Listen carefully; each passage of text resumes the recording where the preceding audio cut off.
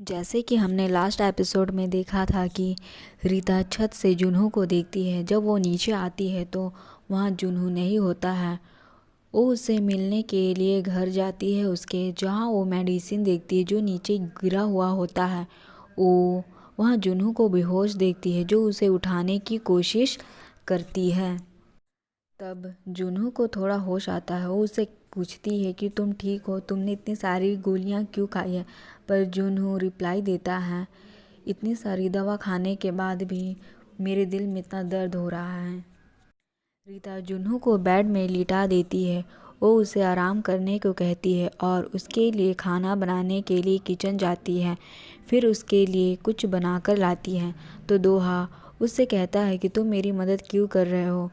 तो रीता कहती है कि मैं एक फायर फाइटर हूँ और लोगों की जान बचाना मेरा काम है। तो दोहा कहता है कि क्या तुम सच में मेरी जान बचाना चाहती हो। वो उसे ऐसा बोलकर घर से बाहर निकाल देता है।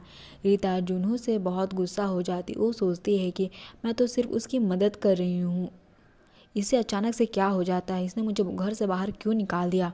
नेक्स्ट सीन में हम व्यूअर्स देखते हैं कि मीनू रीता से मिलने आता है। वो उससे सॉरी कहता है।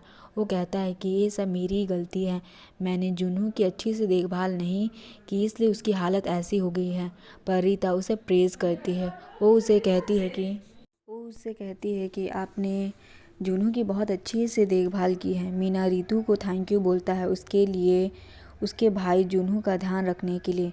फिर हम नेक्स्ट सीन देखते हैं जहाँ दोहा रीता का बनाया हुआ खाना खा जाता है।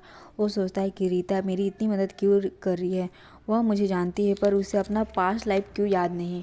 और वह कहती है कि वो बिल्कुल पुरानी 1500 साल वाली रीता जैसी है।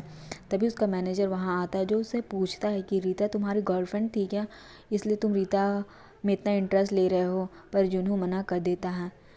जुनू पास्ट लाइफ को याद कर रहा होता है जहाँ रीता उसके कपड़े सुखा रही होती है। रीता दोहा के कपड़े देखकर सोचती है कि आखिर दोहा उस दिन इतनी उदास क्यों था। और दूर से दोहा रीता को देख रहा होता है और अपने कमरे में आकर वो सोचता है कि बहुत दिनों बाद मैं रीता के साथ था तो मुझे अच्छी नींद आई। रीता को बहुत अच्छा मौका मिला था मुझे मारने का, पर उसने वो मौका खो दिया। तभी बाहर से आवाज़ आती है। बाहर अंधेरा होता है जिसकी वजह से रीता गिर जाती है।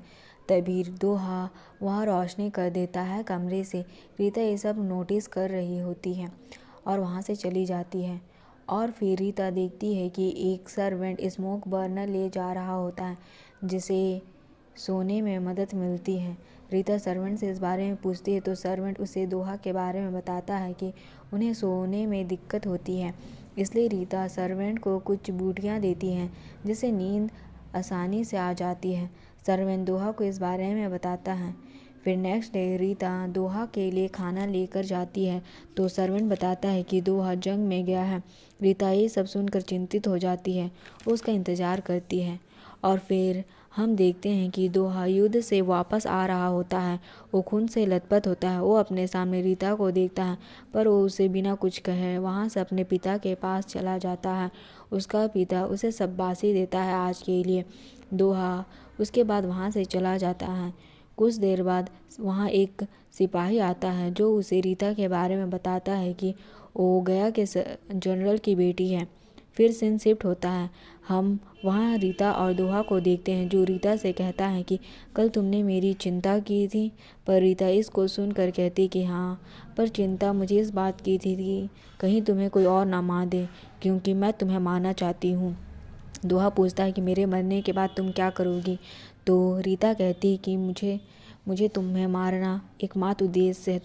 तुम्हारे मरने के बाद मैं फिर मर जाऊंगी। फिर दोहा कहता है कि फिर मुझे जीना पड़ेगा ताकि तुम जी सको। वो उसे कमल का एक बीज देता है। वो उसे कहता है कि ये बहुत मुश्किल से खिलता है और कभी ख़राब नहीं होता।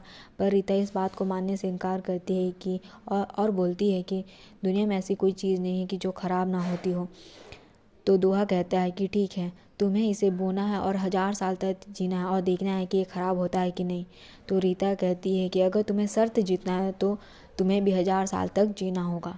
फिर सीन प्रेजेंट में शिफ्ट होता है। गाइस, मुझे आप लोगों से रिक्वेस्ट करनी है, प्लीज़ आप मेरे चैनल को सब्सक्राइब करें, प्लीज़। Thank you.